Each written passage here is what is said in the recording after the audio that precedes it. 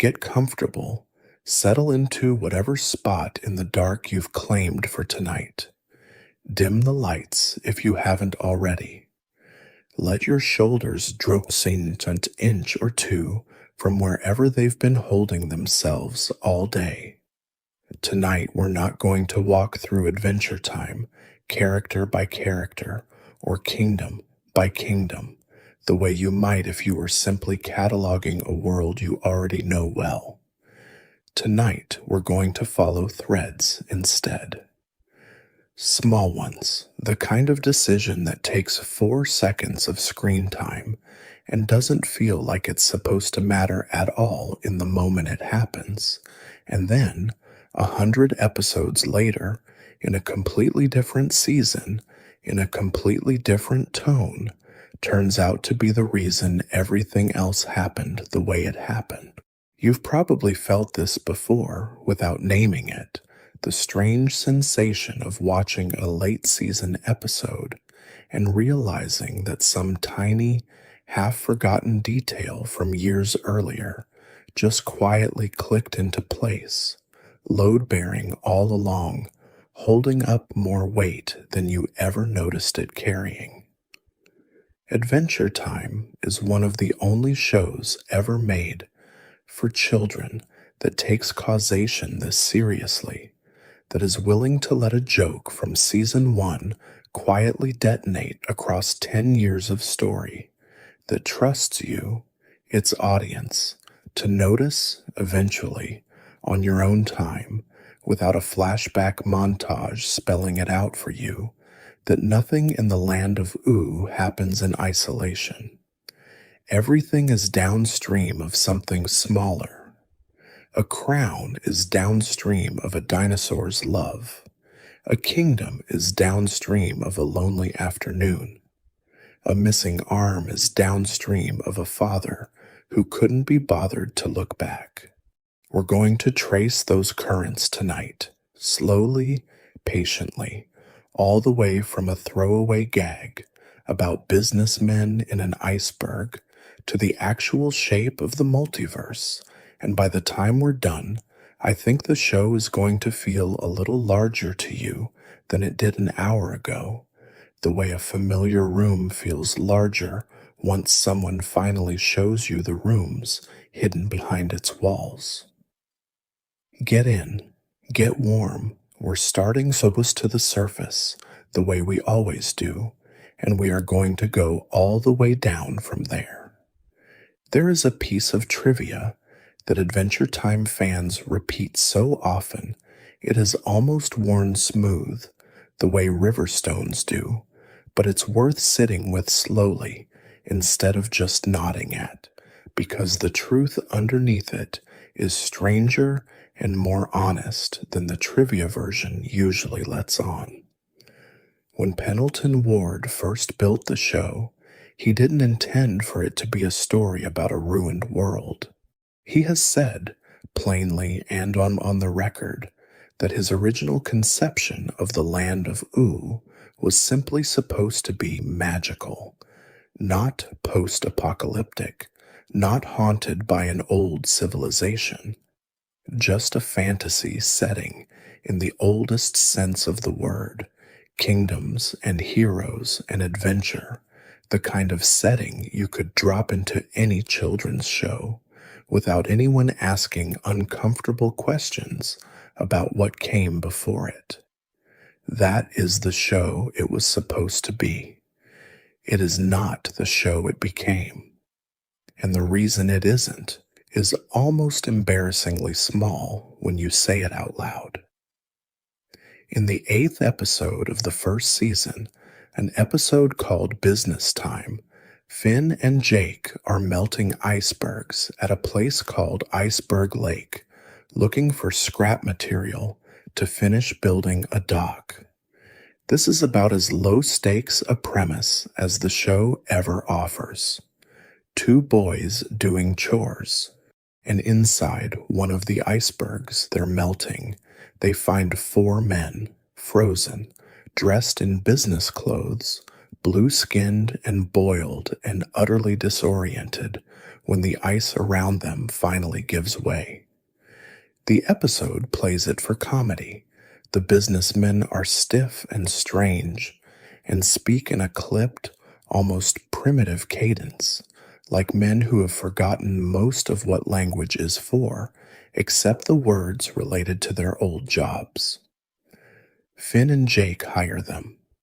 The businessmen turn out to be extremely, unsettlingly good at their jobs, and the joke of the episode is that Finn and Jake get lazy and fat on ice cream, while the businessmen handle the hero work for them, right up until the businessmen's efficiency curdles into something close to violence, and the boys have to shut the whole operation down and put them back in the ice. That's the episode. On its own terms, it's a minor entry, a bit of odd comedy, nothing that reads on first viewing like a hinge point for an entire mythology. But somewhere in the writer's room, something clicked that hadn't clicked before. If there are businessmen frozen in an iceberg, then this world used to be a different world. A world with businessmen in it. A world that looked, at least in some corner of it, recognizably like the one you and I are sitting in right now. And if that world froze men in ice and left them there long enough that they lost their memories and most of their language, then something happened to that world. Something bad enough that people ended up entombed in glaciers instead of living out their lives. Pendleton Ward has confirmed this directly in interviews without much embellishment. He has said that Business Time was the episode where the show's writers decided the land of Ooh was post-apocalyptic, and that after making it, they simply ran with the idea. Not because a producer mandated a franchise Bible rewrite, not because a writers' summit sat down and outlined a 1,000-year backstory in advance, because 4 frozen businessmen, meant as a joke, planted a question nobody could quite let go of. Where did they come from? And once you ask that question honestly, in a world that has ruins in the background of half its outdoor shots, you can't really unask it. The show's own producers describe the resulting tone afterward as Candyland on the surface and dark underneath, and that phrase, as breezy as it sounds, is really a description of a butterfly effect happening in real time, inside a production, in front of an audience that had no idea it was watching a world get rewritten from the inside. Here's what's worth sitting with about that, because it's easy to hear it as a fun bit of trivia and move on, and the fun bit of trivia version undersells what actually happened. A single episode, written to fill a 22-minute slot with a joke about corporate efficiency, produced the entire skeleton of everything that came after. There is no mushroom war without that iceberg joke landing the way it landed. There is no Simon Petrikov freezing over 1,000 years. No Marceline outliving everyone she has ever loved. No Candy Kingdom grown out of ruins. No Ice King's blank eyes. None of it. If 4 writers in a room hadn't decided that a gag about businessmen implied a history the show hadn't planned to have. The most emotionally devastating, philosophically ambitious animated series of its era exists because somebody wanted a joke about corporate drones and didn't think too hard about the implications until after the joke was already in the world. That is the butterfly effect in its purest, least mystical form. Not a wizard's spell, not a cosmic wish, just an idea that got loose and refused to stay small. Think about what the show could have been instead if that particular episode had landed differently, if the businessmen had simply been businessmen, an isolated gag with no implications the writers felt compelled to follow. You'd still have a boy and his dog. You'd still have kingdoms and princesses and monsters defeated before bedtime, all of the surface pleasures that made the show an easy sell to a network in the first place. But you almost certainly wouldn't have a show that critics and grieving adults would spend the next decade describing as one of the more emotionally honest things ever made for children, because you wouldn't have the specific tension the show became known for, the candy-colored surface stretched taut over a buried grief nobody in the story fully understands. That tension isn't something you can plan for in a pitch document. It has to be discovered partway through, the way this show discovered it, by accident, in an episode about melting ice for a doc. The show's entire reputation, the reason it's still being talked about, still being cried over, still being the subject of quiet, careful video essays like this one, all of it depends on 4 writers looking at 4 frozen men and deciding, almost on a whim, to take the implications seriously instead of laughing them off and moving on to the next episode. Before we go further, I want you to do something for me, and it costs nothing and takes 10 seconds. Drop a comment below and tell me where you're watching this from and what time it is right there, right now, wherever you are. I like knowing that people are scattered all over the actual world listening to a show about a fictional one. There's something a little bit beautiful about that, a real butterfly effect of its own. One video reaching different time zones and different lives at different hours of the same rotating planet. Now, let's keep going, because the businessmen were only the first domino, and the rest of them are still falling. If the businessmen were the accident that revealed the world was post-apocalyptic, the Mushroom War itself is the deliberate catastrophe the show built once it knew what kind of story it was telling. And the Mushroom War, when you actually look at how the show handles it, is presented almost entirely through consequence rather than cause. We are never given a clean account of who fired first, or why, or what exact political failure tipped an arms race into full detonation. What we're given instead is aftermath. Ruins. A crater visible from above on the map of Ooh. Geography that is wrong in a way that only a wound leaves geography. Highway signs bent at odd angles in the background of unrelated scenes. A penny glimpsed in the episode King of Mars, with a year stamped on its face that starts with 2 zeros, placing the end of the old world somewhere in a near-future version of our own actual present.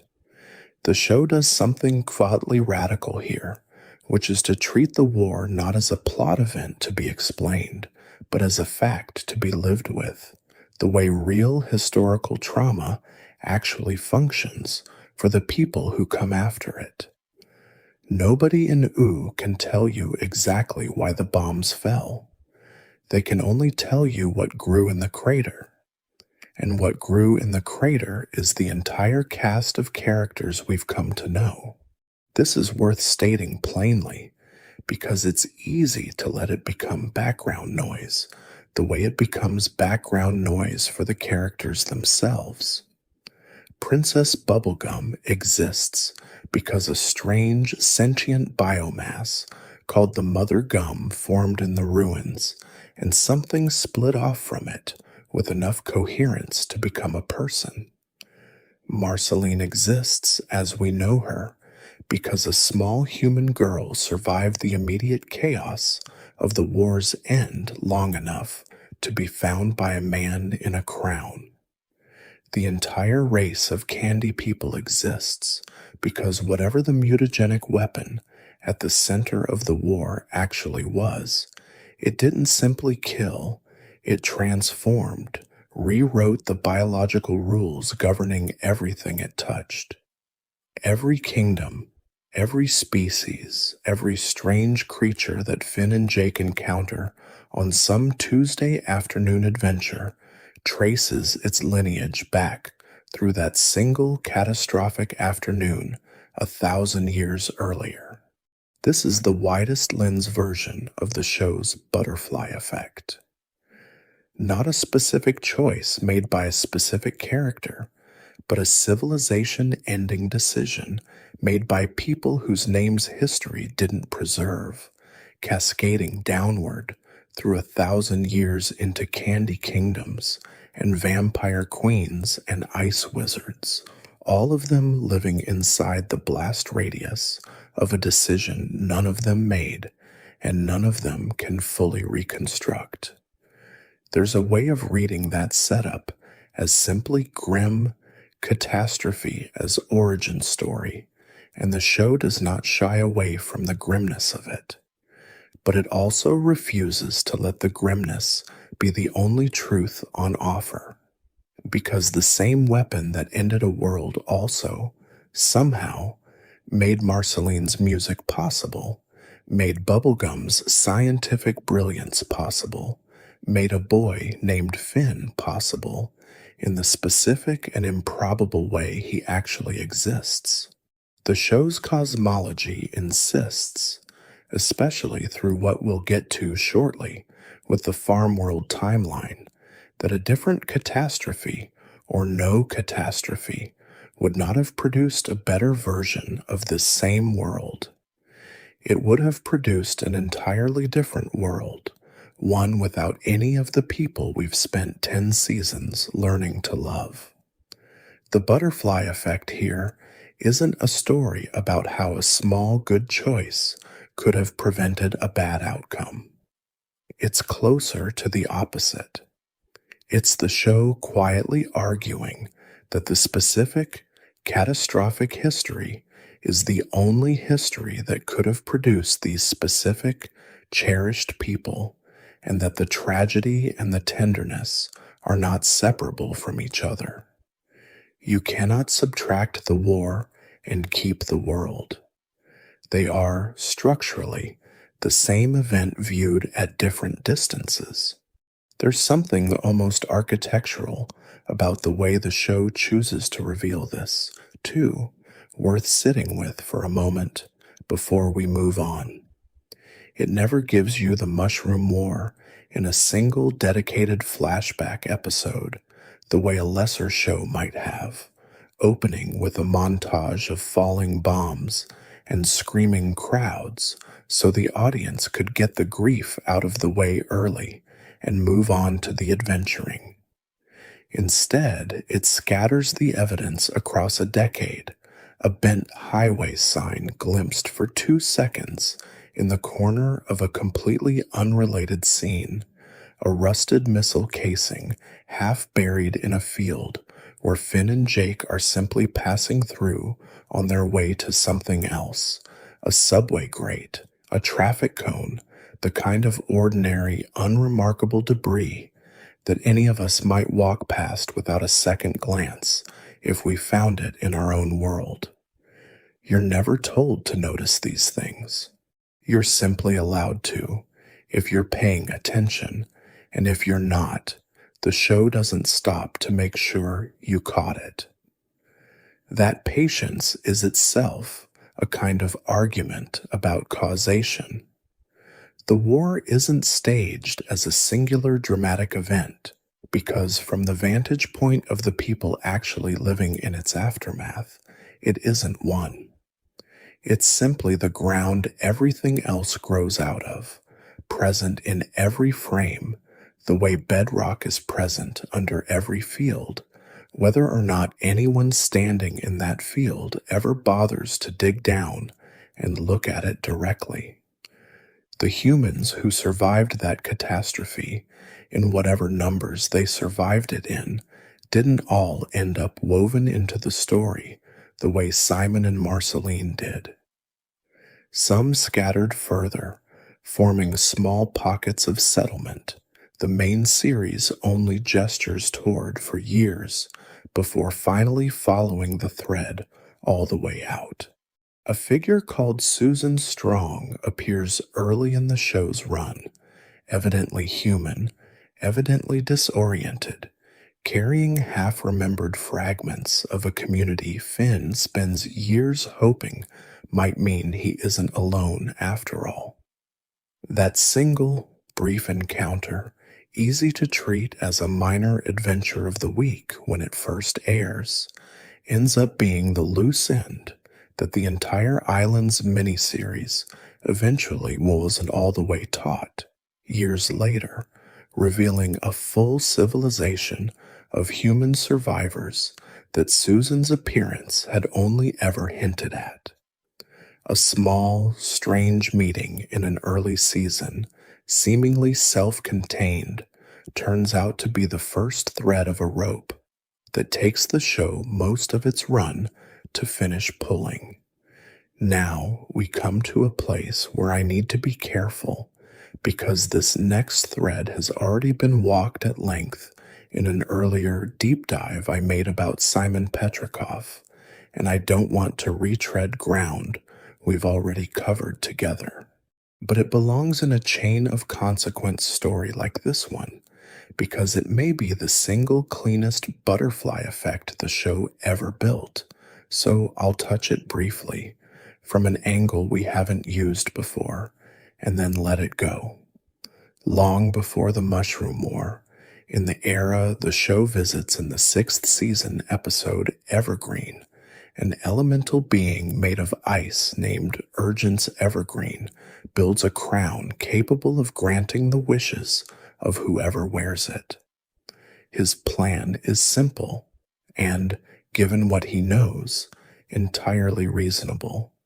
A catalyst comet, the same kind of cosmic object that will later carry the entity known as the Lich into the world, is approaching the planet, and Evergreen intends to wear the crown himself and wish the comet away before it can cause the kind of extinction-level damage such comets are known to cause.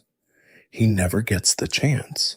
A young dinosaur assistant, who Evergreen also calls Gunter, puts the crown on first, out of nothing more sinister than pure, uncomplicated admiration, wanting to be as capable and as good as the guardian who raised him.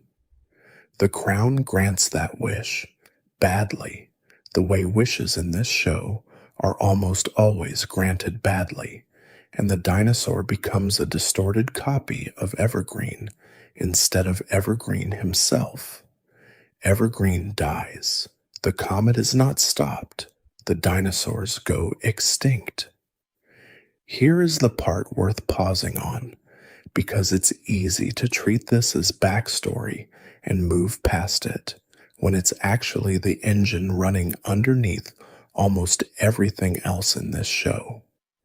The crown does not forget that first wish. It keeps running it on every subsequent wearer for millions of years, long after the dinosaur who made it is dust. Which means that when a 20th century antiquarian named Simon Petrikov buys a strange crown from a dock worker in Scandinavia and puts it on to make his fiancée laugh, he isn't being attacked by some neutral, random magic. He is being folded into a wish. A small, frightened dinosaur made an unfathomable stretch of time before he was born, a wish about wanting, desperately, to be good enough to be like the person who raised you. Simon Petrikov becomes the Ice King because a dinosaur loved his guardian. That is the whole mechanism. Every act of ice magic Simon ever uses to protect Marceline in the ruins of the old world, every year of his slow disappearance into someone he never chose to be, runs on a wish made before humans existed by a creature whose name the crown still garbles into every penguin the Ice King ever adopts. We've walked through what that cost Simon and Marceline in detail elsewhere, so I won't repeat it here. What I want you to hold on to, moving forward tonight, is the shape of the thing, not the grief of it. A small, loving wish, made with good intentions and no understanding of consequence, running silently under the surface of the story for longer than most of the show's other mythologies combined. That is what a butterfly effect actually looks like when a piece of fiction takes it seriously instead of just naming it. There's a smaller object worth pausing on before we move further, because it's easy to walk past it as sentimental set dressing when it's actually one of the show's quietest demonstrations of how far a single kindness can travel once it's set loose in the world. In the ruins, in those first desperate months after the war, Simon gives the small girl he's protecting a stuffed bear, red and worn soft at the seams, and she names it Hambo. It is not, on its own, a significant object. It's the kind of thing you'd expect a show to use once, in one scene, to establish tenderness and then quietly retire. Instead, Hambo becomes the single physical object that survives everything. Marceline carries it through centuries of wandering. She keeps it while watching every other human she has ever known age and vanish. She keeps it through relationships that form and end, through the slow accumulation of 1,000 years of grief she has almost nowhere to put. And in the episode Sky Witch, she finally gives it up, trading it away to retrieve it from a witch who's stolen it, at the cost of surrendering the shirt Princess Bubblegum once gave her, the one object that had, by then, come to mean nearly as much. One small gift, offered by a man who didn't know yet what he was about to lose himself, ends up threading through nearly every major relationship Marceline ever has, silently marking, object by object, exactly how much a person is willing to give up to protect the last physical proof that someone loved them once. That's a butterfly effect too, just a soft one, made of stuffing and thread instead of comets or bombs. And that same act of protection is what eventually produces Betty Groff's entire arc, a chain of consequence built almost entirely out of one woman's refusal to accept that the man she loved was simply gone. Betty was Simon's fiancée before the crown, present, by some accounts, for the very afternoon he first put it on, and she left him not out of cruelty, but out of a very reasonable fear, watching him black out and come back changed and not knowing what he might do next. She spends what the show eventually reveals to be a genuinely staggering length of time trying to find her way back to him, using a device or a wish. The show is deliberately imprecise about the exact mechanism to travel forward across 1,000 years of history she never lived through, only to arrive and discover that the man she loved has been replaced almost entirely by someone wearing his face. What follows across several seasons is a long, escalating sequence of choices, each one larger and more desperate than the last. She enrolls in magical schooling. She has no real business attending, at her age, in her circumstances, purely to gain the specific knowledge she thinks she needs. She allies herself with beings she doesn't fully trust. She takes on immense personal risk, seeking out magic dangerous enough to actually undo what the crown has done, and every one of those choices, made separately, compounds into the final ritual she performs in the series finale, the one that inadvertently calls the entity Gaolbi itself into the land of Oo. Betty didn't set out to summon a god of chaos. She set out to get her fiancé back.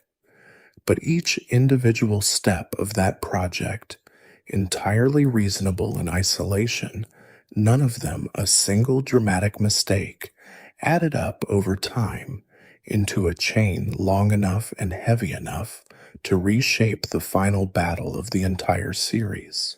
We've walked through what that cost her and what it gave Simon in more detail elsewhere, so I'll leave it there for tonight. I only wanted you to see the shape of it as a chain, one patient choice after another, rather than as a single climactic sacrifice, because that's closer to how it actually happened. There's an earlier link in Marceline's story worth mentioning too, one the main series never shows directly, and the special obsidian finally fills in, because it's the origin point of a pattern that shapes nearly every relationship Marceline goes on to have. Before the war, and briefly after it, Marceline had a human mother named Elise, and the special shows them together in the earliest days of the ruins, a small family unit trying to survive on instinct alone. Their bond, in the fragments the show gives us, is loving and real, Elise comforting a frightened young Marceline through nightmares with a song about permanence, about the way certain things stay even when everything around them is falling apart. But Elise also makes a choice, repeatedly, not to share the full harshness of what's actually happening with her daughter, protecting her in the moment from truths that might have been too much for a small child to carry. It's an understandable choice, made out of love, the same kind of love that runs through nearly every other thread we've traced tonight.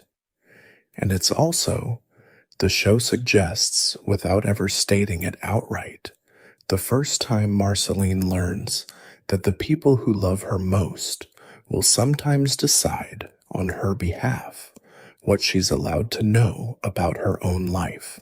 Simon does something similar not long after, choosing to leave rather than risk hurting her once the crown finishes its work, withholding the full truth of what's happening to him in the name of protecting her from it. Two people who loved her in two of the earliest relationships that ever shaped her both decided that keeping something back was the kinder choice. It's not hard to trace a line from that pattern to the 1,000 years of guardedness that follow, the reluctance to let anyone fully in, the low, simmering expectation that eventually, no matter how good things seem, the people she loves will leave or withhold or vanish, one way or another. A mother's small, loving decision to shield her daughter from the worst of the world became, however faintly, part of the architecture of every wall Marceline would go on to build. for the next 1,000 years. Let's follow the same shape into a place we haven't spent as much time, which is the farm world timeline and the mechanics of Prismo's wishes, because there's a version of the causation argument buried inside it that tends to get flattened into a simpler moral than the show is actually making. Prismo is a wish-granting entity who exists in a place called the Time Room, positioned, in some sense, adjacent to every timeline at once, which gives him a perspective on cause and effect that almost nobody else in the show's universe gets to have. In the two-part story told across Finn the human and Jake the dog, Finn, exhausted and grieving and furious at what the Lich has cost the people he loves, makes a wish through Prismo that the Lich had never existed. Prismo grants it, because that is what Prismo does, literally and without editorializing, and an entire alternate branch of reality blooms into existence from that single sentence. In the resulting farm world, the Mushroom War still happens, because the war and the Lich's emergence from it are not quite the same event, but the specific catalytic chain that let the Lich take physical form never completes. Without that chain, the world recovers differently. More humans survive. The magical transformation of the earth is less total, and Simon Petrikov, in this branch, chooses to physically throw himself between the detonating bomb and the rest of the world, using the crown's power to stop it outright. He dies doing this. He is, by any ordinary measure, a hero in the most literal sense the word allows. And the world that results from his heroism is worse, colder, harder, emptier of the specific, extraordinary flowering of strangeness and tenderness that produced Marceline and Bubblegum and the Candy Kingdom, and eventually, the very story we've spent 10 seasons inside.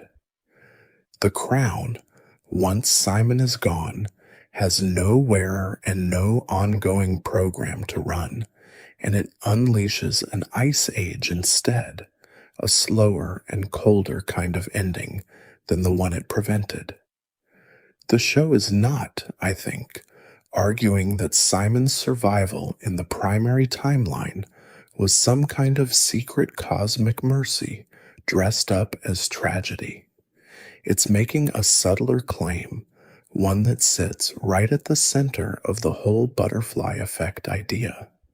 A single wish, granted at a single moment of grief, doesn't just remove a bad thing. It removes everything downstream of the bad thing too, including all the good that grew, unexpectedly, out of that same wound. Change the one small input, and you don't get a cleaner version of this story. You get a completely different story, and there's no guarantee, none at all, that the different story is kinder. This is the show's most direct statement on causation as a philosophy rather than a plot mechanic, and it earns that statement by being willing to show you a version of Simon who does the objectively braver thing and produces the objectively colder world.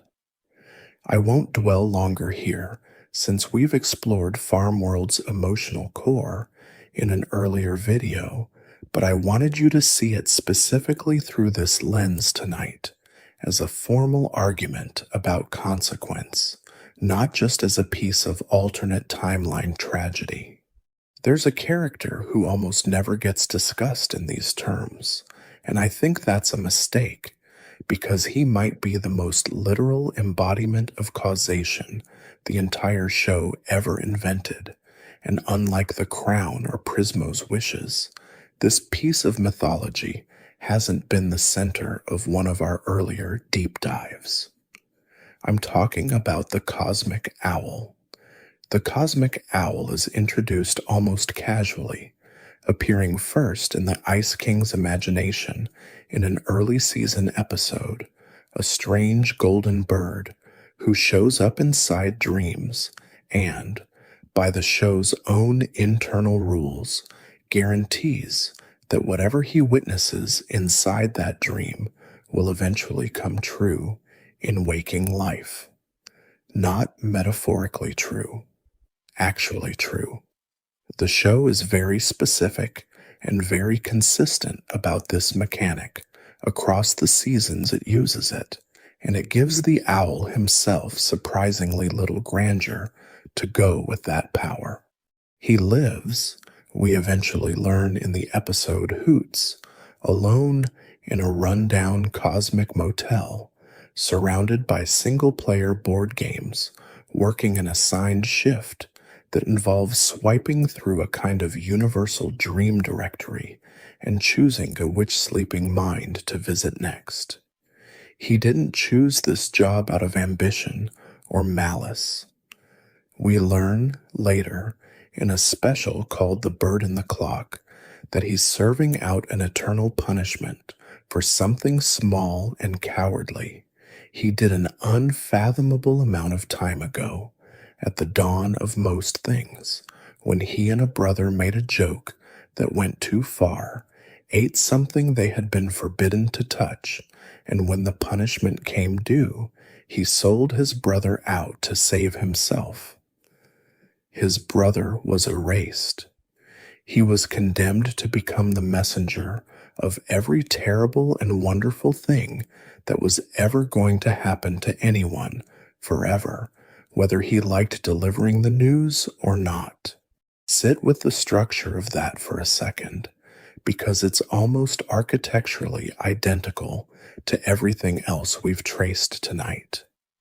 A small, cowardly choice made once, an unfathomable amount of time ago, by a being who wasn't trying to reshape the universe, produces a mechanism that now silently determines the literal fate of everyone the owl happens to visit.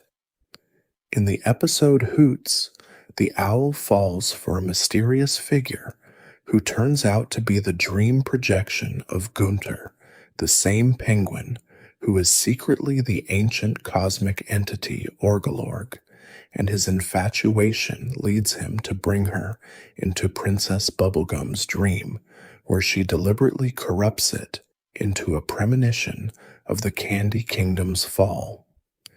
Because the owl was present when that happened, the show tells us plainly the fall is now guaranteed. Not likely. Guaranteed.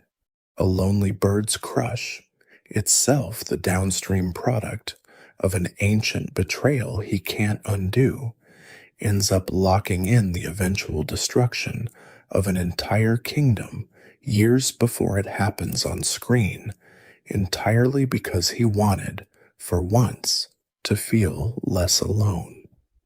And this same mechanism reaches all the way to the very end of Finn's story, in the Fiona and Cake special The Bird in the Clock, where the owl is assigned to deliver Finn a croak dream, the specific subset of premonition dream that foretells someone's death. The dream isn't fate arriving from nowhere. It's fate around because a specific entity carrying a specific ancient grudge is contractually obligated to keep showing up in people's sleep. Huntress Wizard's entire desperate chase through the dreamscape in that special exists only because the owl's presence and nothing else is what turns a dream into destiny. Kill the messenger, and for one specific case, you can apparently unmake the message. That's an almost unbearably literal dramatization of the butterfly effect as a concept, wearing golden feathers and living in a roadside motel, tired of his job and doing it anyway, because a joke about forbidden pizza, told at the beginning of everything, cost him a brother, and cost the rest of the universe its certainty about what tomorrow holds. There's something almost unbearably sad, if you let yourself sit with it, in the specific texture the show gives this entity, once you know what he actually is underneath the comedy of the premise. He isn't a booming, remote god handing down decrees from somewhere unreachable. He's a guy with groceries, letting himself into a shabby room, saying he's home to nobody because nobody's there to hear it. He owns a shelf of single-player board games, the saddest possible category of object, designed for company he doesn't have. He falls for someone because she noticed him, however briefly, in the middle of a job that mostly makes people afraid of him or resentful toward him. And when that same someone turns out to be using him, he still doesn't get to simply walk away and lick his wounds in private, because the universe's dreams keep needing delivering, whether or not his heart is currently intact. The show could have made this figure into pure cosmic machinery, indifferent and unknowable.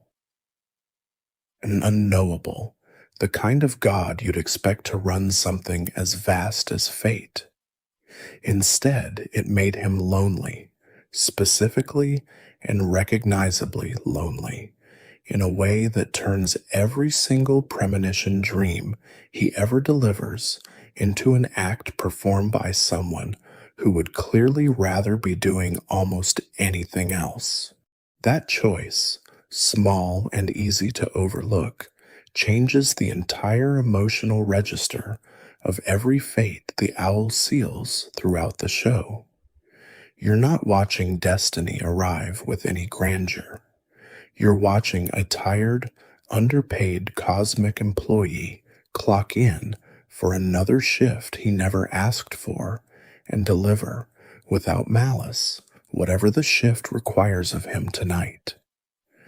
The dream projection that corrupted Bubblegum's future in that episode wasn't a random nightmare creature.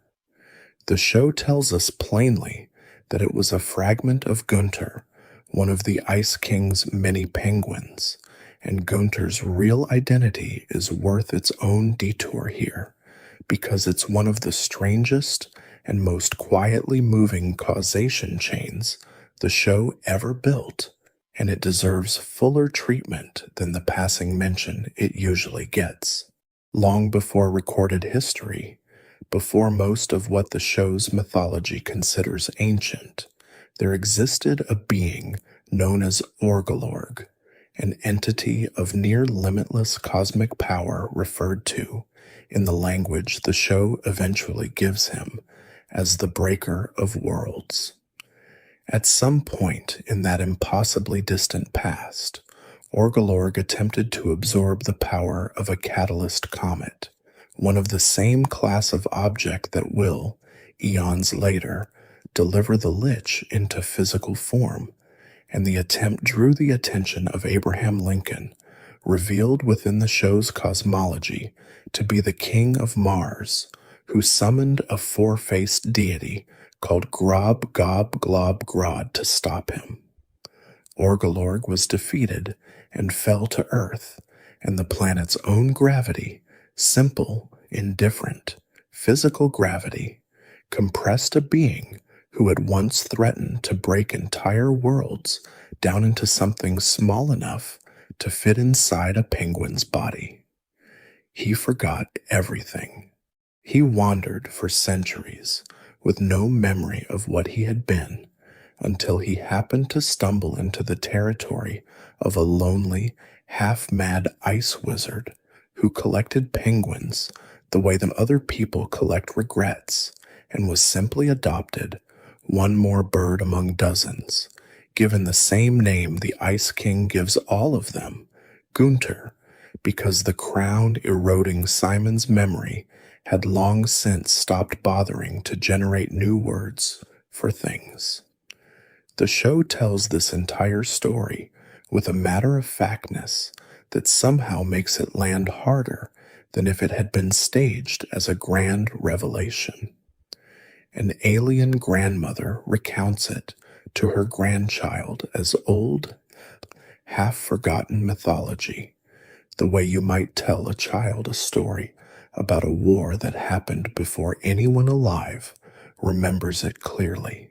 And the show even raises, gently and without insisting on an answer, the possibility that the compression into something small and harmless wasn't purely accidental, that some part of Orgolorg, an entity powerful enough to consume comets, might have wanted, on some buried level, to stop being the thing that broke worlds. If that's true, and the show never confirms it outright, then the single largest act of cosmic violence Orgolorg ever attempted, produced, through nothing but gravity and time and one small act of undeserved kindness from a confused old man in a crown, the gentlest ending imaginable. In the series finale, once Simon is finally free of the crown and it passes to Gunter, the crown does what it always does, reaching into its wearer's deepest desire and making it real. And Gunter's deepest desire, after everything, after millions of years, isn't power. It's to be like the Ice King, the one being who was kind to him during all those forgotten centuries of wandering. The crown grants it. Gunter becomes something the show calls the Ice Thing, cheerful and a little ridiculous, wearing all of the Ice King's aesthetic and none of his loneliness, and eventually marries Turtle Princess and settles into a life that an ancient breaker of worlds could never have imagined for himself. One act of casual, undeserved kindness offered to a forgetful penguin by a man who barely remembered his own name ends up being the exact thing that reroutes an entity powerful enough to end civilizations towards something that only wants, in the end, to be loved the way it was once loved by accident. Let's come back down from the cosmic register for a while and look at something built entirely out of small, human-scale decisions. Because Princess Bubblegum's entire kingdom, when you actually trace its founding, is one of the most concentrated chains of cause and consequence the show ever assembled, and unlike the Crown or Farm World, we've never walked through this one in detail before.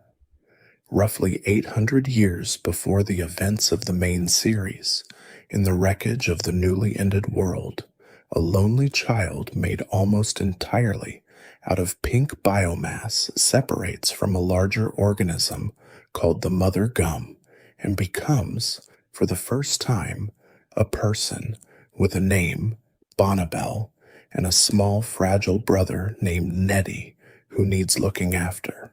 And Bonnibel, being a child alone with only a brother in a ruined and empty landscape, does the thing lonely children have always done when the world doesn't give them enough family. She builds one. She creates an uncle, an aunt, and a cousin out of raw candy biomass, modeling them after a family in a photograph she found, hoping for exactly what any lonely kid hopes for: company, structure, somebody to belong to. For a while it works. They live simply. They build a small candy town together and plant taffy trees, and by every account we're given, young Bonnibel is, for this brief window, a gentler and less guarded person than the ruler we eventually meet. And then her Uncle Gumbald starts wanting something different than what she wanted when she made him. He wants to build a real city, apartments, expansion, his own vision imposed on the world rather than hers. She stops him, flooding the site he wanted with a butterscotch lake instead, a decision that feels, on its surface, like an act of a child protecting a peaceful little home from an uncle's overreach. It is also, and this is the part the show lets sit uncomfortably rather than resolving cleanly, the first time Bonnabelle decided that her judgment about what the world around her should look like mattered more than the judgment of the family she'd built specifically so she wouldn't be the only voice in the room. Gumbald doesn't forgive that. He starts plotting, quietly, to remove her from the equation entirely, engineering a serum that turns anyone who consumes it into a docile, simple-minded candy person, testing it first on the aunt and cousin she'd also made, turning them, permanently, into a walking pinata and a small candy ball who no longer remember who they used to be. When Bonnabelle discovers what's happening and the fight turns physical, the serum ends up on Gumbald's own face instead of hers, and he becomes, in an instant, a talking punch bowl with no memory of his own scheme. And here's the choice that the entire Candy Kingdom actually pivots on, the one small decision from which 800 years of consequence unspool. Bonnabelle looks at what her family has become, simple and cheerful, and entirely without the capacity to threaten her again, and she decides to keep them that way. Not to search for a cure, not to try to restore them and start over on more honest terms. She notices that they seem happier, simple, and she lets that observation settle the matter, and she starts referring to herself, half mockingly at first, by the nickname her uncle used to needle her with. Princess. Every candy person she creates after that, we're told directly, she deliberately designs to be simple-minded, cheerful, and obedient. Not because that's the only way to build a functioning population, but because that first, formative betrayal taught her that intelligent creations eventually want things she didn't intend for them to want, and she never wants to be blindsided by her own family again.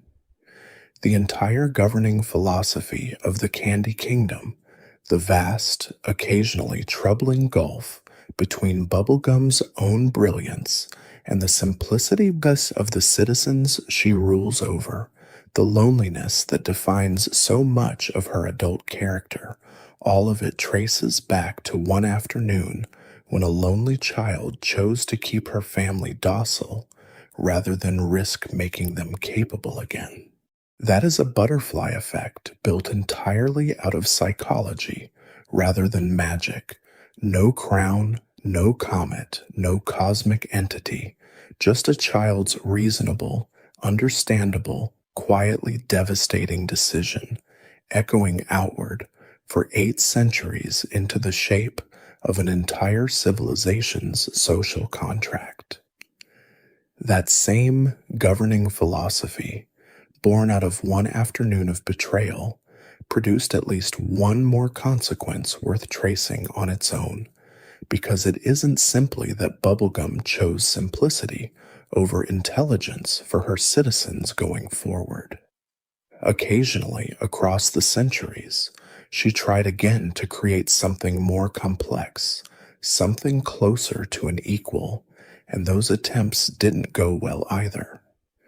The Earl of Lemongrab is described, within the show's own internal accounting, as her first real attempt at a new form of life after the Gumbald affair, and the attempt failed in a very specific, very visible way. Lemongrab is neurotic and shrill and constitutionally incapable of functioning inside ordinary social reality, prone to shrieking his own name and issuing punishments wildly disproportionate to whatever minor infraction triggered them, and the show, to its credit, never quite lets you laugh at him without also feeling the weight of what he actually is. He is what happens when someone who has already been burned once by giving her creations too much independence tries, cautiously and imperfectly, to give it another shot anyway, and gets the calibration wrong in the other direction, producing not a docile subject and not a genuine equal, but something unstable and constitutionally unable to be at peace with itself or anyone around it.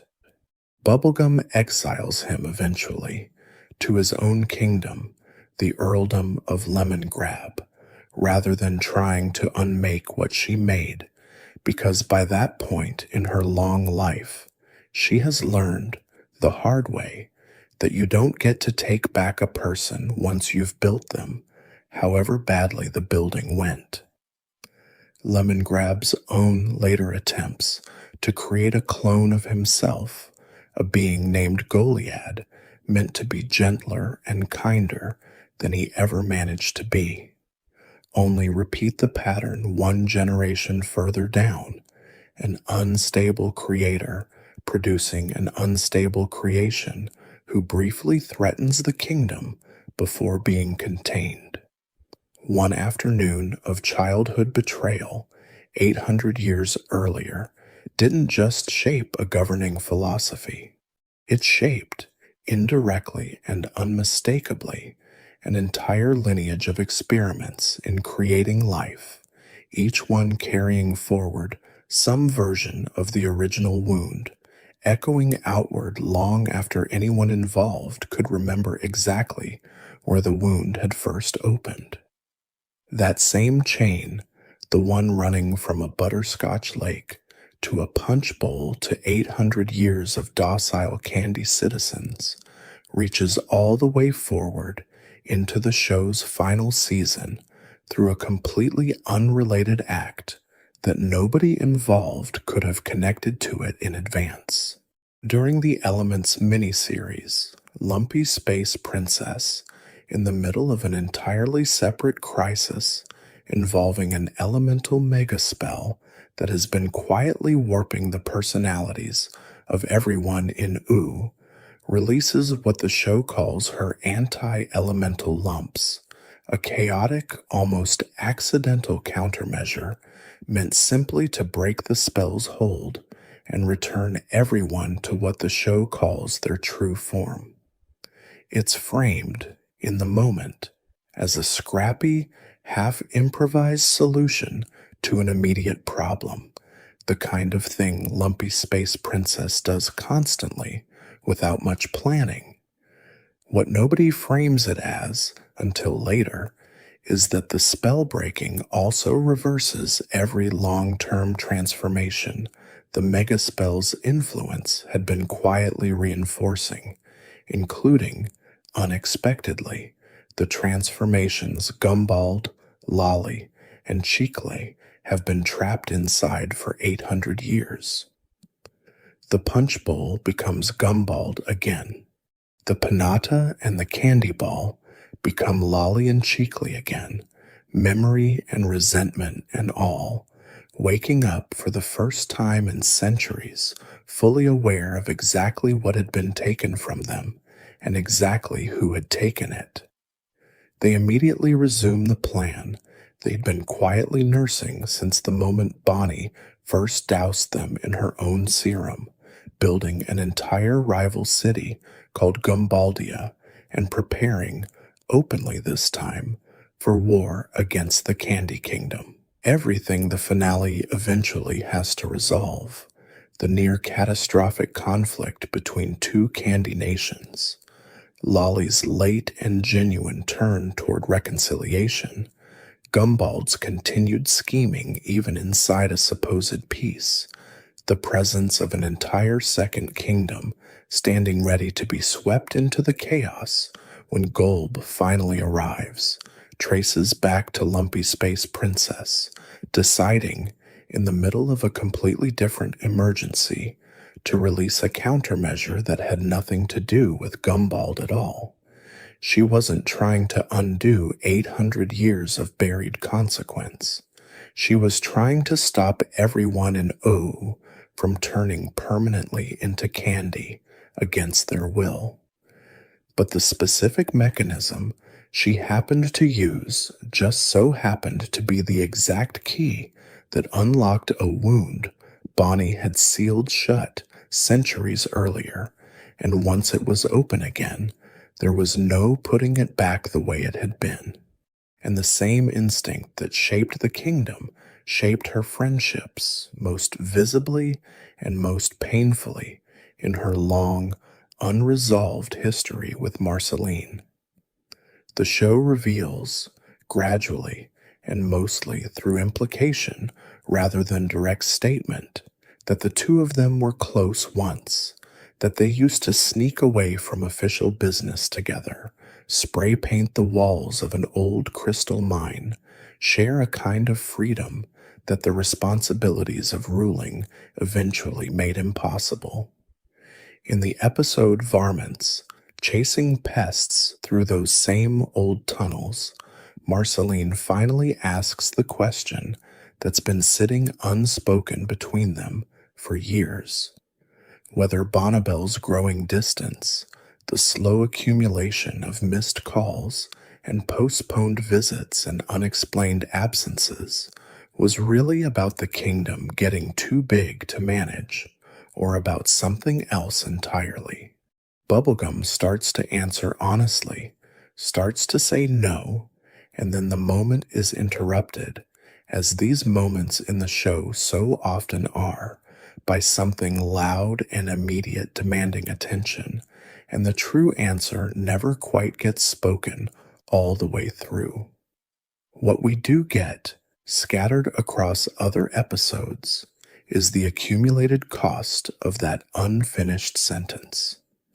Marceline finding out, well after the fact, that Bubblegum had been quietly deposed from her own throne for 2 entire months without telling her, a small omission that reopens a wound neither of them had actually healed. The show frames this pattern honestly, as something closer to a habit than a single mistake, Bubblegum retreating into duty whenever an emotional conversation gets too close to something she doesn't want to name, and that habit, repeated often enough across enough years, is what actually produced the long, cool distance between them, far more than any single dramatic betrayal did. It is the accumulation of many small choices to prioritize the kingdom over the conversation, made over and over, that built a gulf wide enough to take the better part of a decade in the show's internal chronology to close. When they finally do close it, in the quiet moments of the series finale, and later, more fully, in the special Obsidian, the show doesn't pretend the years in between didn't matter. It treats them as real time, genuinely lost, the direct consequence of a pattern of small avoidances that neither of them fully noticed accumulating until the distance had become its own kind of weather. Before we get to that chain, though, it's worth remembering the much gentler decision that made Finn's entire existence in Oo possible in the first place, because it sits at the opposite end of the same emotional register as the one we're about to walk through, and the show never quite lets you forget the contrast. Finn was found, as an infant, alone in the woods, by a pair of magical dogs named Joshua and Margaret, Jake's biological parents, and the show never dwells for very long on the mechanics of that discovery, treating it almost as a settled fact of the world rather than a dramatic turning point. But it is, when you actually sit with it, an enormous and quietly radical decision. Two dogs, with a family and a life already established, come across a human infant with no parents anywhere in evidence, in a world that has, by this point, almost no humans left in it at all, and they simply decide, without any of the show's usual fanfare, to raise him as their own. That single act of unremarked upon generosity is the reason Finn grows up with any sense of belonging at all, the reason he has a brother in Jake, instead of growing up entirely alone the way Marceline effectively did, the reason the show's protagonist is a fundamentally warm and trusting person rather than a hardened survivor shaped only by loss. Joshua and Margaret's choice to take in a baby from a different species entirely, without hesitation, without a subplot built around their doubts, quietly underwrites every single adventure Finn ever goes on, every friendship he's capable of forming, every reason he has to believe, again and again, that the world is worth being decent in. It's the gentlest butterfly effect in the whole show, and possibly the least examined, because the show trusts it enough to never treat it as remarkable.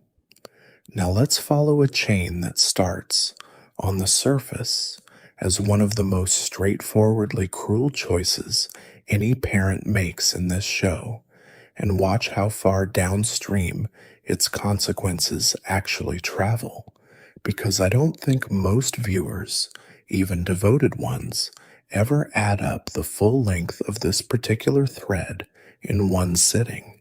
Finn's biological father, Martin Mertens, is introduced through absence long before he's introduced through presence, a silhouette glimpsed inside a crystal prison called the Citadel in the episode Billy's Bucket List, confirmation that Finn's father is, in fact, still alive, just somewhere Finn can't reach.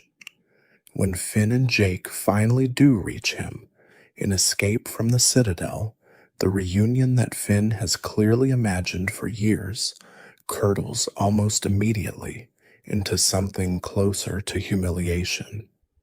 Martin doesn't remember what he left his son as an infant. When pressed, he doesn't even offer a real explanation, just a shrug and an insulting suggestion that maybe Finn was the one who left him. He manipulates Finn's obvious desperation for connection to get his own injuries healed, and the moment that's done, he abandons him again without hesitation, scrambling toward an escaping vessel full of cosmic criminals while the Citadel collapses around them. It's worth noticing, too, how Finn and Jake even managed to reach the Citadel in the first place, because that entry point is its own small, easily overlooked act of cause and effect nested inside the larger one. Prismo tells them plainly that the only way into a prison built to hold the multiverse's worst offenders is to commit what he calls a cosmic crime, and the specific crime he suggests, almost casually, is waking a sleeping old man tucked away in the debris surrounding his own time room. Neither Finn nor Jake understands, at first, that the sleeping man is Prismo's own corporeal, dreaming body, and that waking him will kill the version of Prismo they've come to know as a friend, at least until his sleeping body eventually drifts off again and lets him be reborn.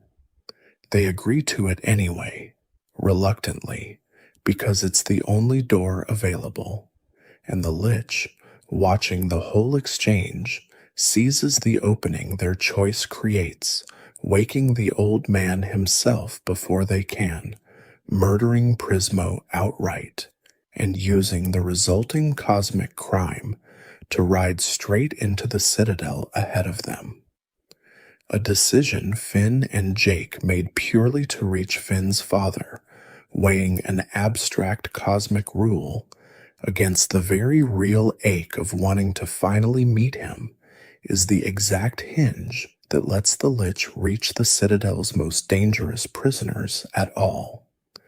Martin's abandonment doesn't happen in isolation.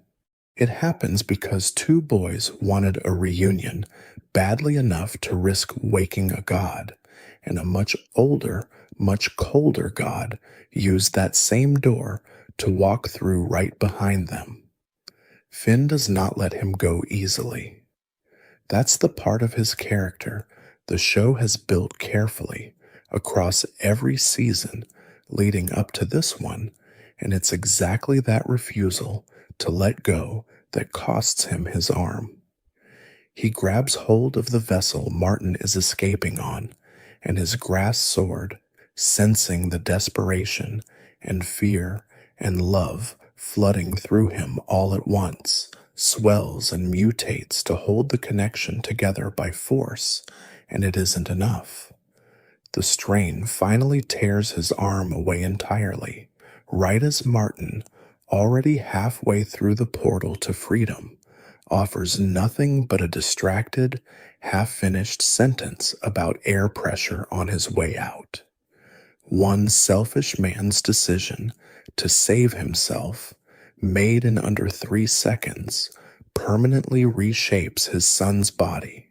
But that single moment of loss doesn't end there, because this show almost never lets an injury simply be an injury.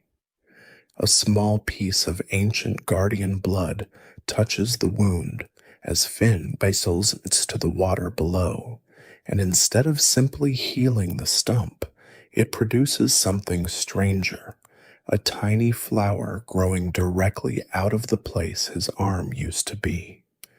That flower eventually becomes a regrown grass arm, an arm that Finn spends the next several seasons learning to live inside of, an arm that operates according to rules and instincts that aren't quite fully his own.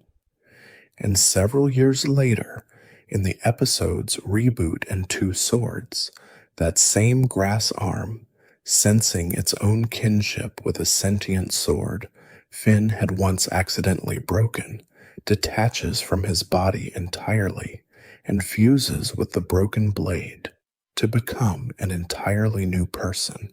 A being who believes, at first, with total sincerity, that he is Finn, made of grass instead of flesh, carrying Finn's memories without quite carrying Finn's history alongside them.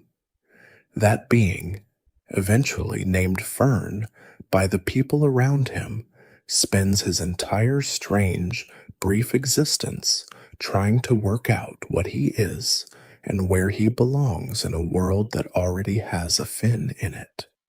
He rampages through the tree fort out of confusion and grief the very first time he encounters it, not out of malice, but because he doesn't understand why a house that should be his doesn't recognize him. He is manipulated, later, by the returned and vengeful Gumbald, drawn into a plan to replace the original Finn entirely, precisely because his identity was never given the chance to settle into anything sturdier than confusion and longing. And in the show's final stretch, Fern is unmade, quite literally. The grass demon that had been twisting his sense of self is finally pulled free of him inside a shared dream, and what's left of Fern disintegrates, unable to hold a body together without the corruption that had been animating him. What remains isn't nothing, though. It's a seedling, shaped unmistakably like the sword he was born from, and Finn and Jake plant that seedling together at the exact spot where their old tree fort once stood, and it grows over the following 1,000 years into a massive tree with a remade sword eventually resting in its branches for someone in a much later era to find. Trace that all the way back to its origin and look at what you're actually holding. A father's 4-second decision to save himself instead of his son produces a severed arm. The severed arm produces a strange new limb grown from ancient blood. The strange new limb produces, years later, an entirely new person, one capable of loyalty and confusion and, eventually, sacrifice. That person's death produces a seed. That seed produces a tree that outlives every character we've spent 10 seasons with. A tree still standing 1,000 years after everyone we know has gone, still holding, somewhere inside its rings, the echo of one selfish man's decision not to look back. There is no clean moral lesson at the end of that chain, no tidy sense that any single link deserved what it got. There's only the plain, quiet fact of how far one small cruelty can travel once it's set loose in a world willing to let consequences actually accumulate instead of resetting every week the way most cartoons do. Picture the two of them standing at that spot right after everything, Finn and Jake, digging a small hole in the dirt where a treehouse used to stand before a war they didn't start and a betrayal they didn't cause, reshaped it into rubble, and setting a single seed into the ground with the same quiet, unceremonious care you'd use for something far less strange than a dead friend's remains. No speech, no grand ceremony, just two people planting something because it felt like the only decent thing left to do with what they had. And then somewhere far beyond the edge of anything the main series shows us, that seed does what seeds do when nobody's watching, pushing slowly upward through seasons and centuries nobody in the story lives long enough to witness, becoming, eventually, something large enough that people 1,000 years removed from Finn and Jake entirely can climb it and find, resting in its branches, a blade that remembers, in whatever way a sword can remember anything, the shape of the boy it once was. That's the strange quotient mercy this show occasionally allows itself. Not resolution exactly, just growth, continuing on its own schedule, long after everyone who caused it has stopped being around to see what it becomes. There's a physical structure sitting at the center of nearly every episode we've ever watched that carries its own quiet, easily missed causation chain, and it's worth pausing on before we move any further, because it means that the show's most familiar location, the one place Finn and Jake return to after every single adventure, is itself the product of a death nobody in the main timeline ever meets. The show eventually reveals, in one of its more historical detours, that the tree the treehouse is built inside didn't simply happen to grow in a convenient spot near where the Candy Kingdom would later rise.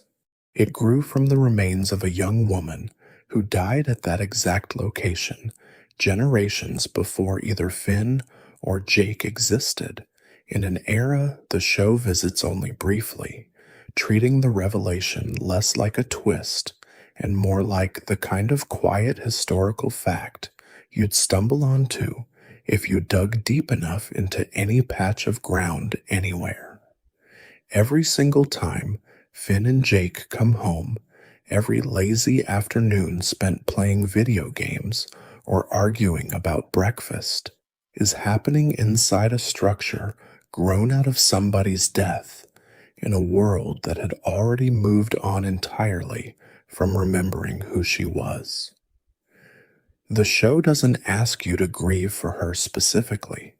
It asks you, more quietly than that, to notice that the ordinary comfort of home was never actually free of history, that even the most familiar backdrop in the entire show is itself the far end of somebody else's story, one that ended long before the story we're actually watching had any reason to begin.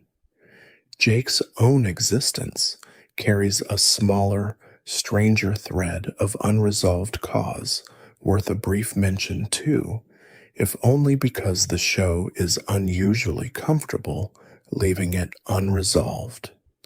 His stretchy powers, the shape-shifting that lets him become a house, a boat, an enormous bridge, or a tiny creature small enough to hide inside a shoe, are never given a clean origin within the main series.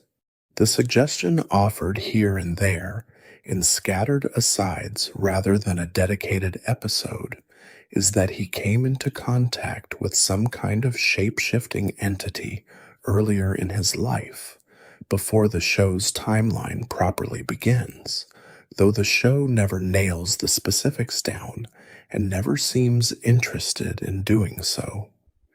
He also mentions, occasionally and without much elaboration, a period before the series when he ran with a rougher crowd, closer to outright criminal activity than the easy, generous warmth he brings to nearly every scene we actually see him in. The show never dramatizes that transition, never gives us the origin story of how a young dog who used to get by on cons and small crimes became the kind of creature who'd stretch himself into a rescue net without a second thought. It simply lets the history sit there, present as texture, unexplained, a reminder that even the show's most reliably kind character arrived at his kindness by some route we're never shown, shaped by causes that happened off-screen and were never important enough to the story being told to need spelling out. There's another chain worth walking through before we widen out entirely, because it starts with a mother's love and ends up shaping the entire question of Finn's identity, and it's a chain the show takes its time revealing, spread out across an entire miniseries rather than delivered in a single episode. For most of the show's run, Finn believes, with the quiet, low-grade sadness of someone who has simply accepted a fact about his life, that he might be the only human being left in all of Ooh.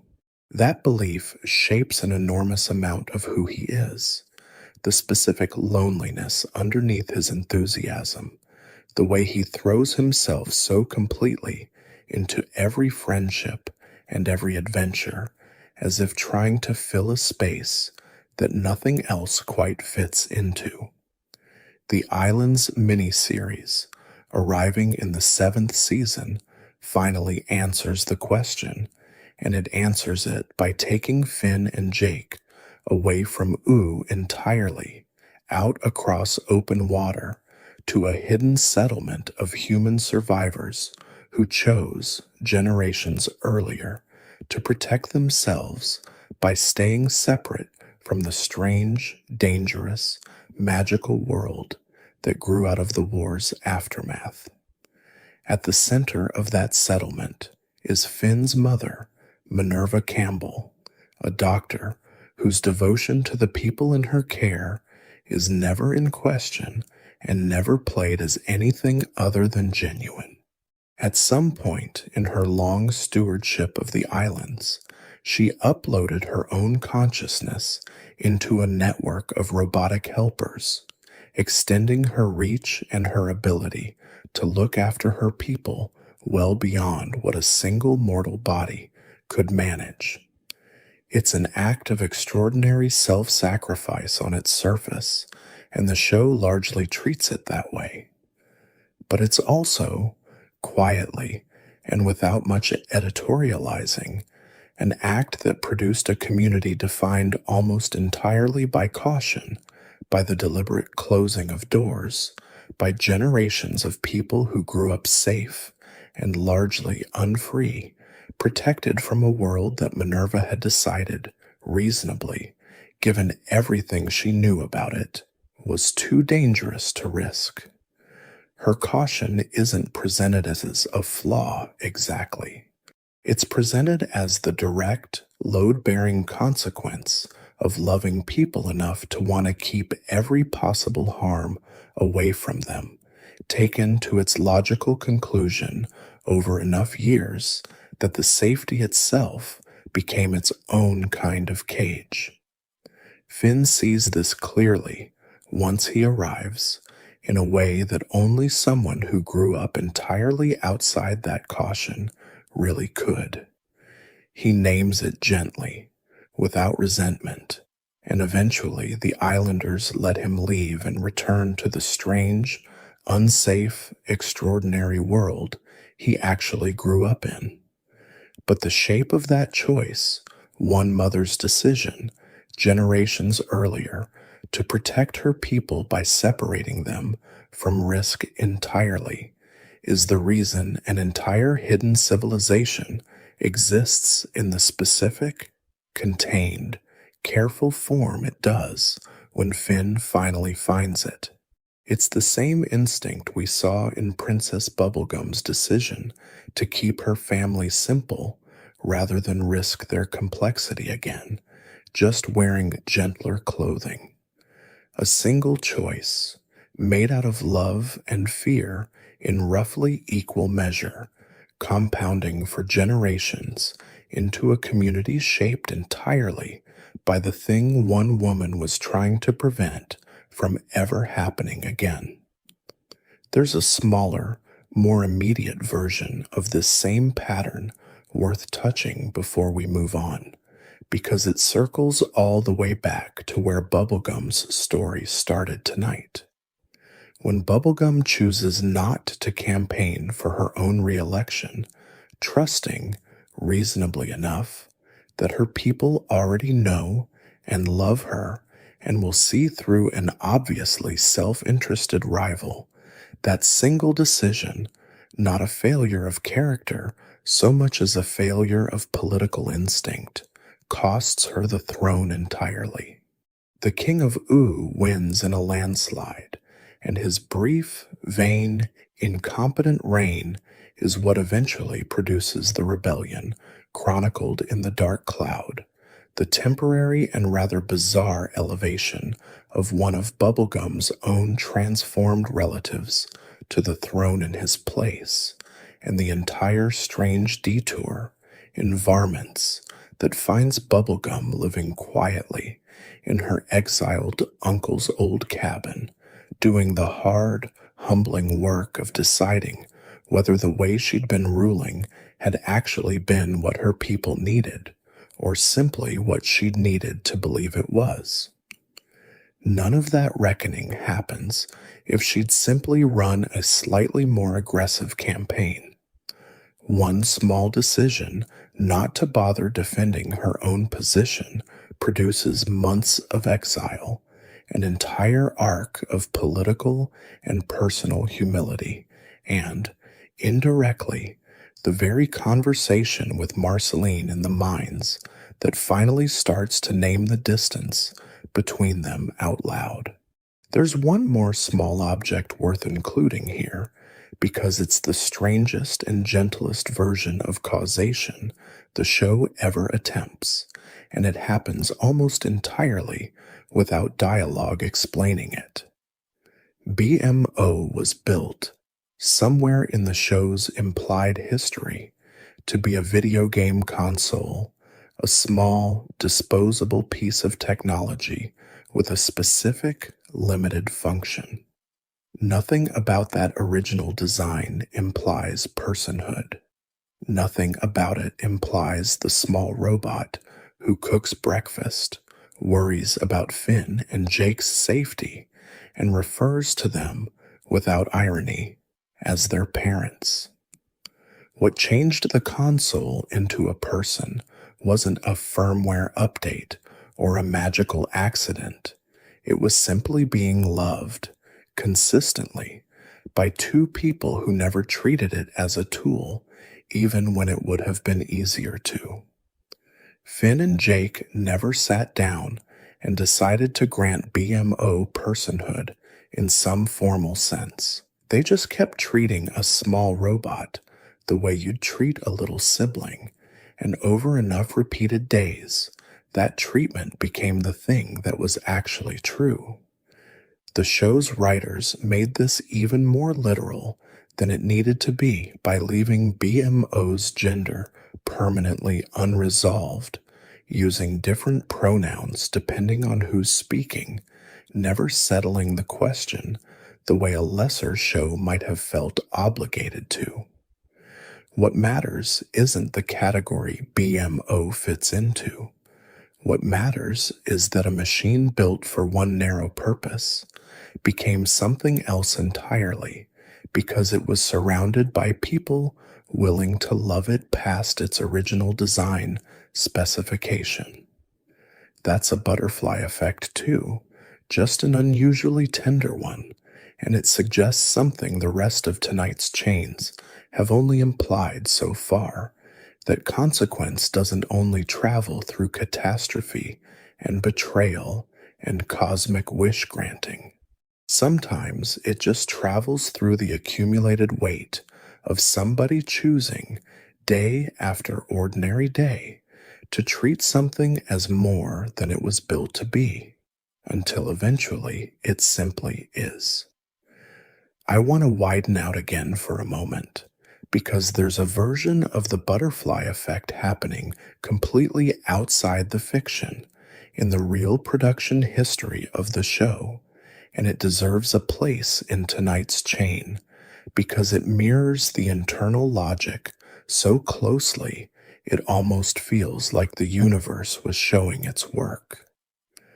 The writer's room that built Adventure Time was, for a period in the show's early seasons, an unusually concentrated pocket of talent, and several of the people who passed through it went on to create some of the most significant animated shows of the following decade.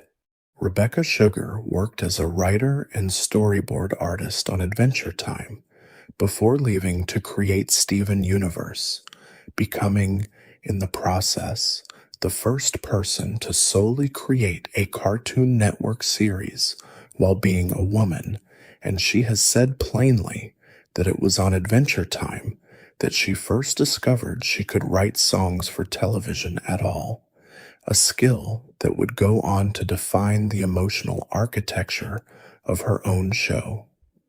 Patrick McHale served as the show's creative director in its earliest seasons before departing to build Over the Garden Wall, a limited series that would go on to win an Emmy for Outstanding Animated Program. Ian Jones-Quartey moved from Adventure Time through Steven Universe and eventually created his own show, OKKO Let's Be Heroes. Julia Pott cut her teeth as a writer on Adventure Time before creating Summer Camp Island, a show she has described as something close to a spiritual successor, arriving almost exactly as Adventure Time itself was ending, as if one flame simply passed itself along to the next candle in the room. It's worth sitting for a moment on how narrow the door was that let any of this happen at all. Pendleton Ward's original short, 7 minutes long, was produced for Frederator Studios as part of an incubator program feeding into Nicktoons, and by most accounts, the network passed on developing it into a full series, reportedly turning down the pitch across several separate attempts before the rights finally became available elsewhere. The short found its way online anyway, spreading through file sharing and early video platforms in a way that would now get called viral, and it was that unplanned, unsupervised spread, completely outside any network's control, that eventually put the project in front of Cartoon Network instead. If Nicktoons had said yes on the first pitch, there's no guarantee any of what we've spent tonight tracing would exist in a recognizable form at all. A different network means different notes, different pressure, quite possibly a different, more conventional show that never gets the specific creative latitude that let a joke about businessmen accidentally rewrite an entire mythology. The single largest, most consequential butterfly effect behind Adventure Time might simply be a rejection letter or a passed-over pitch meeting at a network that never got the chance to shape what the show eventually became, because it said no just early enough for the right door to open somewhere else instead. It's worth remembering, too, that virality in those early years wasn't the engineered, algorithm-fed phenomenon it is now, chased deliberately by studios with entire teams built around producing it. It was closer to genuine accident, a short film passed from one person to another, because it was strange and specific enough to be worth sharing, spreading the way real word of mouth spreads, one small, uncoordinated recommendation at a time, until enough of those small recommendations added up to something a much larger network finally couldn't ignore.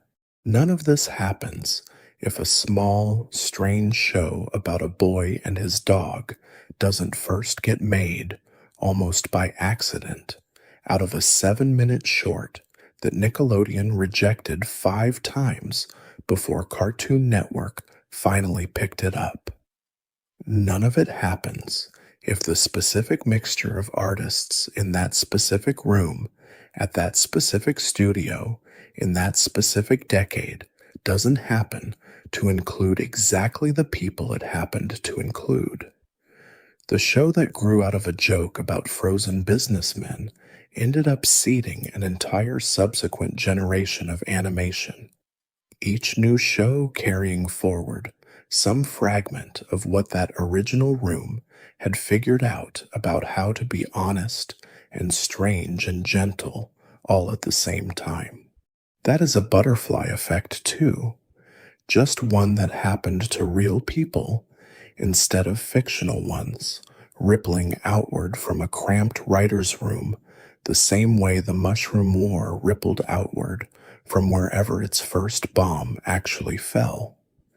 There's one more layer beneath all of this, and it's the layer that finally explains why so many of these separate chains keep touching the same few objects and the same few moments, as if the show had been quietly building toward a single unifying argument the whole time, without ever stopping to announce it.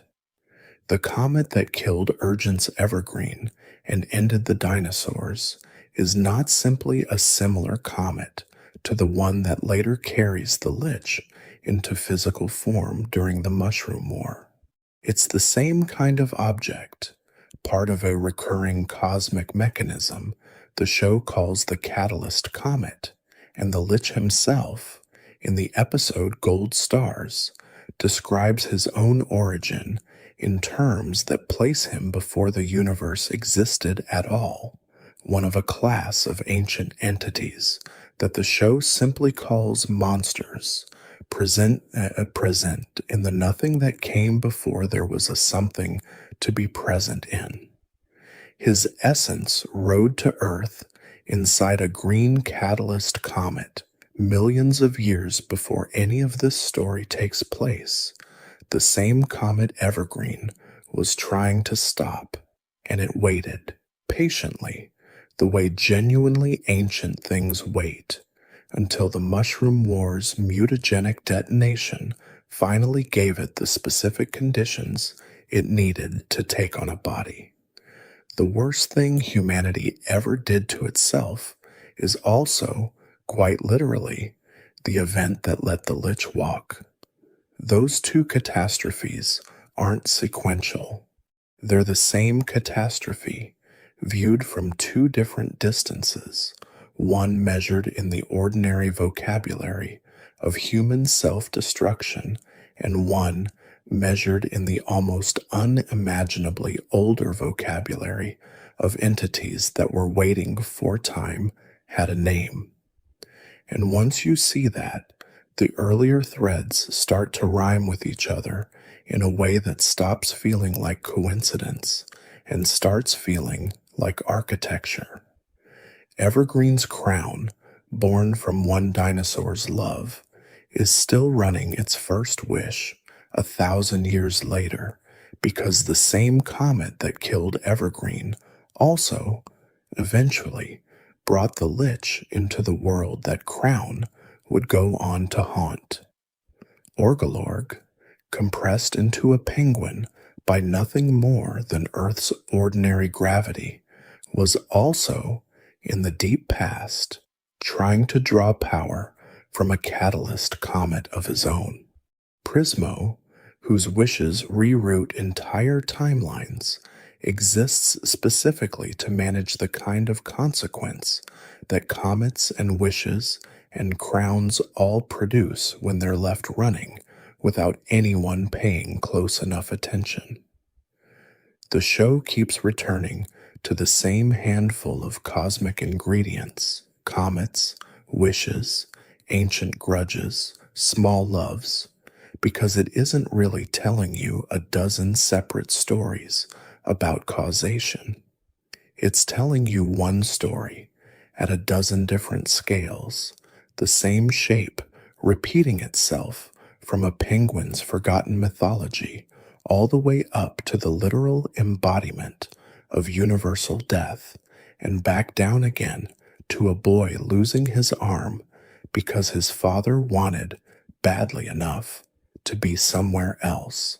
It helps, I think, to picture it less like a family tree, with clean branches splitting cleanly from a single trunk, and more like weather moving across a very long stretch of time, fronts colliding with other fronts, each one shaped partly by the ground it passes over and partly by systems that started somewhere else entirely, long before anyone standing underneath them was born. The comet that ended the dinosaurs and the bomb that ended human civilization aren't cause and effect in any tidy sense. They're two storms carrying the same ancient pressure system, arriving at wildly different points on the same very long timeline, leaving behind entirely different kinds of wreckage: an ice age in one case, a candy kingdom in the other, and yet unmistakably part of the same weather if you're willing to zoom out far enough to see it. The show rarely asks you to zoom out that far. It's usually far more interested in showing you a single afternoon, a single kidnapped princess, a single argument between Finn and Jake about whether they've eaten enough vegetables lately. But every so often, in an episode like Gold Stars or Orgolorg or Evergreen, it pulls the camera back just long enough to let you see the size of the system. The smaller, cozier stories have actually been living inside the entire time, and then, just as quickly, it pulls back in again, returning you to the treehouse, to breakfast, to the ordinary, unremarkable texture of a Tuesday in Ooh, as if nothing enormous had just been glimpsed at all. That boy is worth returning to for a moment, because the show eventually suggests, through the same catalyst comet mythology, that Finn's own goodness might not be entirely his own invention either. Just as the Lich rides in on a green comet representing the inevitability of ending, the show associates Finn with a blue comet, one the mythology frames as the cosmic embodiment of heroism itself. The choice, made over and over by different beings across different eras, to act rather than simply exist. The show never draws this out into a full family tree of past incarnations, and it's careful never to let the cosmic framing replace the specific, ordinary person Finn actually is, with his particular anxieties and his particular friendships and his particular way of getting excited about lunch. But it plants the idea plainly enough to matter. Finn's decency, the thing that makes him keep trying to reach a father who has given him every reason to stop trying, the thing that makes him plant a seed for the strange grass-born brother he lost instead of simply walking away from the wreckage, might not be a trait he invented from nothing, sitting alone in a treehouse, deciding to be good. It might be the latest expression of something that has been choosing heroism for as long as the universe has been choosing its opposite, the same way Gunther's crown-driven transformation into an ice wizard wasn't really Gunther's own invention either, but the echo of a wish belonging to somebody else entirely. Even the show's most reliably decent character, in other words, turns out to be downstream of something enormous and impersonal and older than he is. And the show doesn't treat that as a diminishment of his choices. If anything, it treats it as the reason his choices are worth noticing at all, small and specific and human, made inside a current far bigger than he'll ever fully see, and made anyway. So here we are, at the bottom of tonight's descent, holding all these threads at once. The businessman in the iceberg, who turned a magical cartoon into a post-apocalyptic elegy almost by accident. The mushroom war itself, an act of catastrophic human failure that somehow produced, downstream, a candy princess and a vampire queen and a decent, ordinary hero, none of whom could exist in any gentler version of history. The Crown, still quietly running a dinosaur's loving, desperate wish millions of years after that dinosaur died, still turning good men into strangers to themselves. The cosmic owl, tired and lonely and guilty, guaranteeing fates he never asked to guarantee because of a single act of cowardice at the edge of everything. A lonely child's decision to keep her family simple rather than risk their complexity again, echoing for 800 years into the governing philosophy of an entire kingdom. A father's 4-second choice to save himself, traveling all the way down through a severed arm and a grass-born son and a seed in a tree that will still be standing long after the story has ended. What I think Adventure Time is actually arguing, underneath all of these individual threads, is something quieter and less comfortable than the usual butterfly effect story tries to say. Most stories that use this idea want you to believe that if you could just find the one small moment and fix it, everything downstream would improve. That consequence is a chain you could theoretically walk back and repair, the way you'd untie a knot if you were only patient enough to find the right end to pull. Adventure Time doesn't believe that. Not really.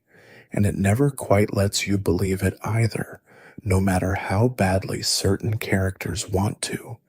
It keeps showing you worlds where the small good choice, the heroic sacrifice, the well-intentioned wish produces something worse rather than better, right alongside worlds where a genuine cruelty, A father's abandonment, an uncle's betrayal, a war nobody living can fully explain, produces, eventually, something worth loving beyond measure. It isn't nihilistic about this. It's something closer to reverent. It treats consequence the way you'd treat weather or geology, vast and largely indifferent to intention, shaping a landscape over centuries without ever once pausing to ask whether the shape it was making would turn out to be beautiful or cruel. And it asks you, gently, insistently, to love the specific, particular world that actually resulted, ruins and candy kingdoms, and grass suns and lonely owls all together, rather than spending your finite attention mourning some cleaner, alternate version that never had the chance to exist and never will. Think again for a second about how many of tonight's chains ended somewhere nobody could have predicted from where they started. A joke about frozen businessmen became the entire emotional architecture of a decade of television. A dinosaur's love for his teacher became 1,000 years of a good man forgetting his own name. A lonely child's fear of being betrayed again became the founding philosophy of an entire kingdom. A father's 4 seconds of cowardice became a tree that will stand undisturbed for 1,000 years after everyone who remembers planting it is gone. None of these outcomes were contained inside their causes the way a seed contains a particular flower. Nobody standing at the beginning of any of these chains could have looked forward and seen where it would actually end up. That unpredictability isn't a flaw in the show's design, it's the entire point. A butterfly effect worth taking seriously has to be able to surprise you, has to refuse the comfort of moral arithmetic, has to be willing to let a tragedy generate tenderness and a small tenderness generate, centuries later, an entire kingdom's worth of quiet, ordinary hurt.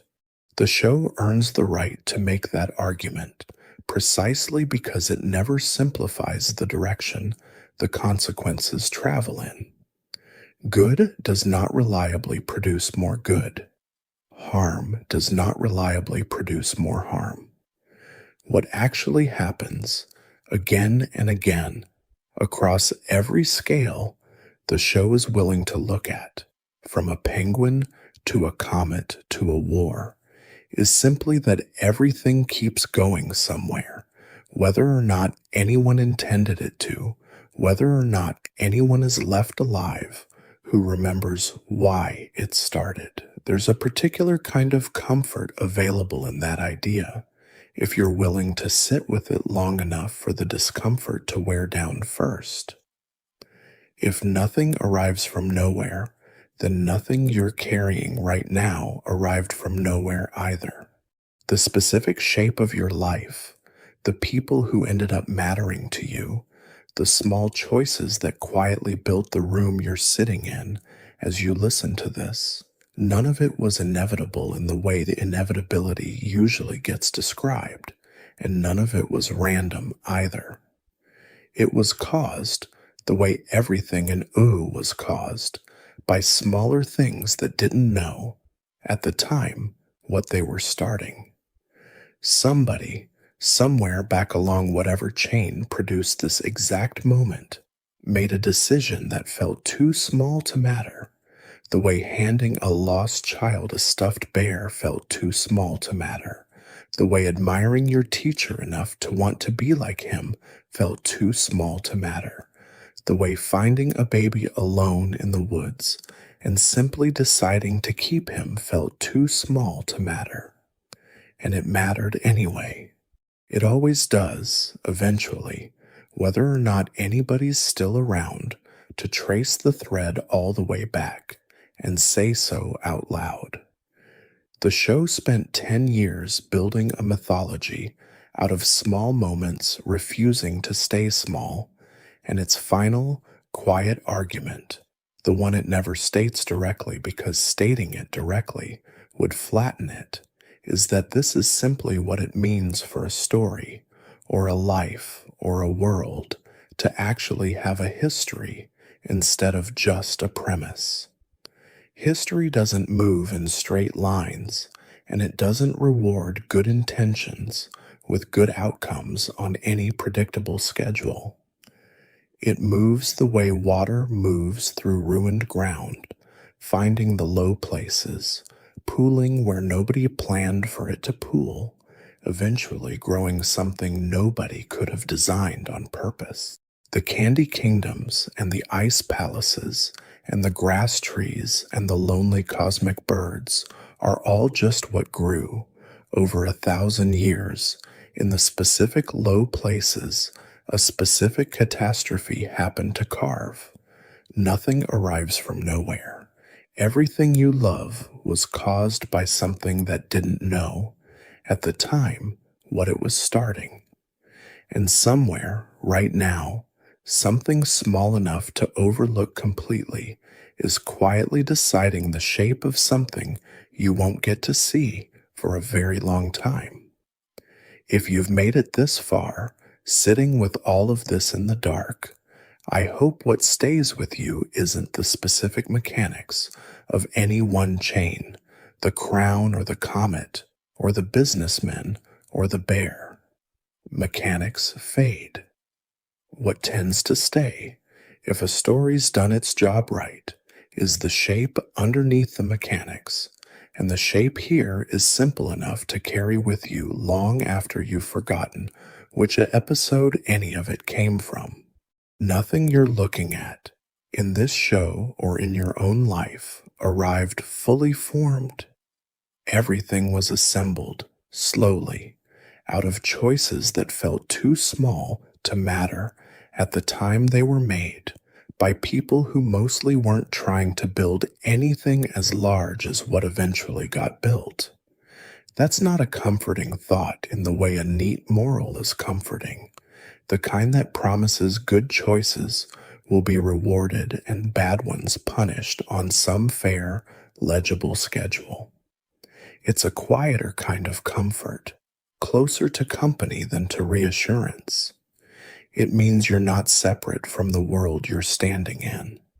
You're made of the same material it's made of, the accumulated weight of small, unremarkable decisions, some of them yours, most of them not, all of them still quietly deciding, even now, what tomorrow is eventually going to look like.